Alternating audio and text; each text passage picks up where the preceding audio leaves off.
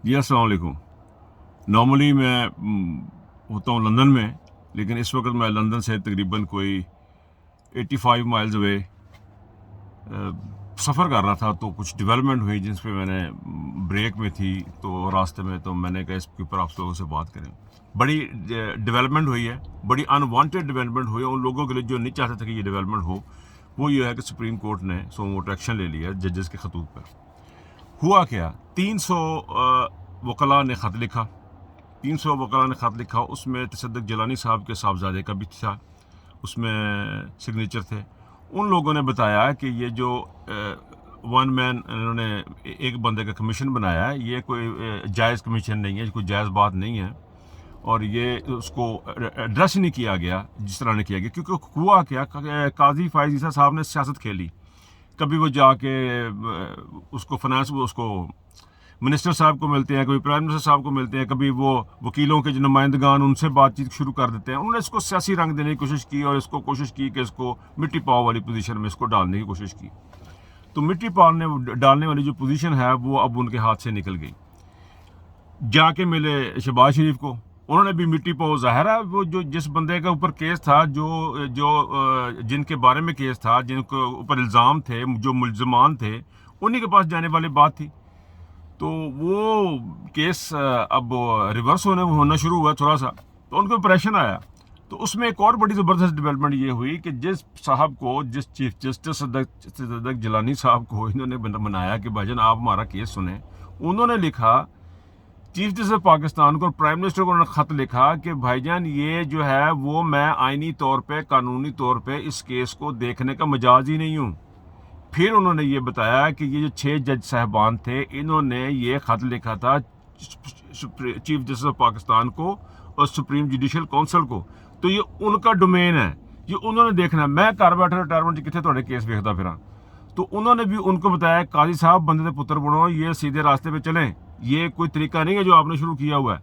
ये बड़े खूबसूरत लफ्ज़ों में लिखा गया। मैं इस तरह नहीं कि उन्होंने इतना करके लिख देता जिस तरह मैंने बात की है, लेकिन मतलब उसका यही था, मकसद उसका यही था बताने का कि भाईजान जो आपने काम शुरू किया हुआ है, जो खब्बे सजे तुम करते फिर हो, ये तरीकाकार नहीं है। ये ख़त लिखा गया, 6 जज साहबान ने ख़त लिखा है सुप्रीम जुडिशल काउंसिल को, सुप्रीम जुडिशल काउंसिल को लिखा आप जाके मुल्ज़मान को दे के आ रहे हैं, आपको ख़त लिखा है आप अरेस्ट करें।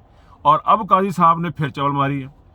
यानी आप अंदाज़ा करें इस हुकूमत का और इस चीफ जस्टिस साहब का, आप अंदाज़ा करें कि ये हथे नहीं है। उनने बजाय इसके कि सोमोटो एक्शन ले लिया जी, बड़ा मजबूर होके, बड़ा तंग पै के। अच्छा, एक और बड़ी मज़ेदार चीज़ इन्होंने हरकत की है। इन्होंने वज़ीर आज़म से मिलने से पहले इन्होंने एक इजलास बुलाया था सुप्रीम कोर्ट के अंदर, और ये वहाँ ये फैसला हुआ था कि सुप्रीम कोर्ट इस चीज़ को सुनेगी, 6 जजेस के मामले को सुप्रीम कोर्ट सुनेगी। एक काजी साहब प्राइम मिनिस्टर को गए ना, उत्थे जाके केक पेस्ट्रियाँ खादियाँ ने, और वहाँ पे जाके उन्होंने अपना बयान ही चेंज कर लिया। वहाँ पे एक और स्टोरी लेके तो निकल के आ गए। अब उनको बहारत मजबूरी तसद्दुक़ जिलानी साहब ने ख़त में ये भी लिखा कि जो आपने फैसला वहाँ किया था वो मुनासिब फैसला था, और उन्होंने रेफरेंस दिया 300 जजों से, 300 वकला का जो ख़त था ये उसका असर था। उसमें जिलानी साहब के अपने साहबजादे भी थे। उन्होंने कहा कि भाईजान ये जो आपने काजी साहब, ये जो वकला ने ख़त लिखा उसमें जो बात की गई है, और जो आपने पहले प्राइम मिनिस्टर से मिलने से पहले, शहबाज शरीफ को मिलने से पहले जो अपने फैसले किए थे वो बेहतर थे। आपको ये केस खुद सुनना है, ये सुप्रीम जुडिशल काउंसिल ने ही बैठ के सुनना है केस, ये खबे सजे ना करे इसको। तो अब हुआ ये कि जी डेवलपमेंट है, ब्रेकिंग न्यूज़ है, वो ये है कि जी सोमोटो एक्शन ले लिया है सुप्रीम कोर्ट ने ना चाहते हुए। ये पहला सोमोटो एक्शन होगा मेरा पाकिस्तान की तारीख का, जो कि ना चाहते हुए इनको लेना पड़ गया। अब इनके पास ऑप्शन कोई नहीं थी, इनको ये एक्शन लेना पड़ गया। अब इनको ये बातें सुननी पड़ेंगी। देखिए ये प्रेशर क्रिएट हो रहा है, ये हिस्टोरिक है। इसमें उन्होंने 7 जजेस का इन्होंने बना दिया। काजी फाजी साहब डंडियाँ मारने तो बाज नहीं आते ना। ये बड़ी हिस्टोरिक मोमेंट है। ये पाकिस्तान की जुडिशरी को इन्होंने एक रास्ते पर डालना है, पाकिस्तान के इंसाफ को इंडिपेंडेंट करना है असर रसूख से, किसी का भी हो, सियासी हो या पॉलिटिकल हो या एजेंसियों का, किसी का भी हो, असर रसूख से इंडिपेंडेंट करना है, इनको आज़ादी देनी है। ये बहुत इंपॉर्टेंट है कि सारे जजेस बैठे, फुल कोर्ट बैठे, इसको सुनने के लिए फुल कोर्ट का मुतालबा पहले भी वकला तंजीमें कर चुकी हैं, और वकला तंजीमों को ही बैठना चाहिए। ये फुल कोर्ट का मामला है, ये इक्का दुक्का बंदों का मामला नहीं है कि 7 बंदे इधर फैले के 6 थे तो चलो हम 7 बिठा देते हैं। ये इस तरह का मामला नहीं है। ये पाकिस्तान की आने वाली नस्लें, पाकिस्तान के आने वाले जो टाइम है, जो जुडिशरी है, और मुझे जो पूरा यकीन है कि तमाम जजेस इस पे बैठने को तैयार होंगे, क्योंकि उनके साथ भी बहुत कुछ हो रहा है, बेचारे मजबूर है, बात नहीं कर रहे हैं। लेकिन इन तमाम चीज़ों के बावजूद मुझे एक चीज़ बात याद आती है कि चीफ जस्टिस साहब, मेरे ज़हन में उसका नाम नहीं आ रहा, जिन्होंने सबसे पहले इस बात का इजहार किया था, इसका जिक्र किया था एजेंसियों के मामलात का और मुदाखलत का। उन्होंने एक इंटरव्यू में जिस रिसेंटली कहा है, मेरे यार कभी कभी जहन से नाम निकल जाते हैं बंदों के, तो उन्होंने चीफ जस्टिस साहब ने फरमाया था कि सुप्रीम जुडिशल काउंसिल एक नकारा अदारा है, यानी वो भी पूरी तरह कंप्रोमाइज़ है। सो इस चीज़ को देखते हुए, उनके बयान को देखते हुए और इस चीज़ को देखते हुए बहुत इंपॉर्टेंट है कि पूरे का पूरा बेंच बैठे और इंडिपेंडेंट फैसला करे, इंडिपेंडेंट इंक्वायरी करे और इस बात को रोके कि जजों की आज़ादी का मसला है, जजों को इंडिपेंडेंट का मसला है। पूरे मुआशरे में, पूरी दुनिया में जजों को बड़ा मुकाम हासिल है।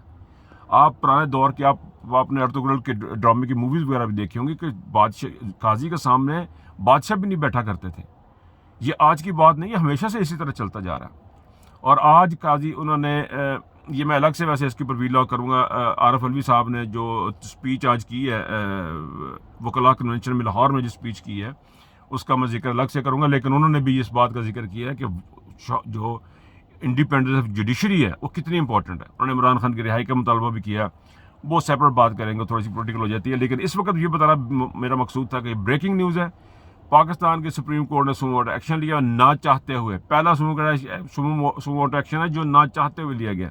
सो अब चीज़ें जो हैं वो हुकूमत नहीं चाह रही थी, तारड़ साहब नहीं चाह रहे थे, प्राइम मिनिस्टर नहीं चाह रहा था, नदीम अंजम साहब नहीं चाह रहे थे, कोई नहीं चाह रहा था कि चीज़ें इस तरफ जाएं जिस तरफ अब जाना शुरू हुई हैं। और ये बहुत इंपॉर्टेंट है पाकिस्तान की जुडिशरी के लिए, इमरान खान के केसेस के लिए। तो अब लोग देखते हैं जनरली आमतौर पर यही बात होती है इमरान खान, लेकिन देखें इमरान खान के साथ जो हुआ वो अंडर प्रेशर किया गया, इससे ये चीज़ भी साबित होगी। लेकिन पाकिस्तान का आने वाला जो टाइम है, जो वक्त है, उसके लिए बड़ा इंपॉर्टेंट है।